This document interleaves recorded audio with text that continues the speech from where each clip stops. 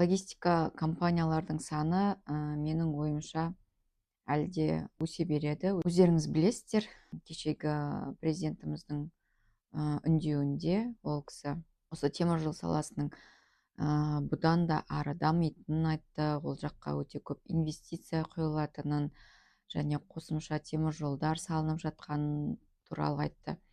Сондықтан бұл өте выгодный, өте пайдалы, сондай маржасы көп компания, экспедиторлық компания. Сондықтан өздеріңіз ашсаңыздар да болады осындай компанияны. Біз сіздерге ол жағынан да көмектесе аламыз, қандай мекемелермен жұмыс жасау керек, келісім шарт жасау керек, оны қайда бару керек.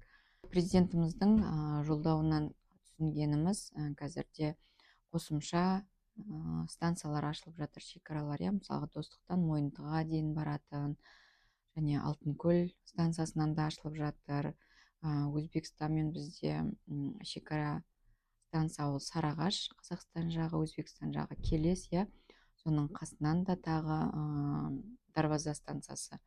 Сол жақтан да қосымша темір жолдың веткалар деп айтамыз ғой, солар ашылып жасалынып жатыр. Ол дегеніміз біздің товар оборот Қытай мемлекетімен басқа транзит арқылы өтетін өте жүктердің саны артады деген сөз. Сондықтан бұл мамандық та, бұл көлік осындай компанияларда әрдайым сұранысқа ие болатын мекемелер, ие болатын мамандықтар деп ойлаймын.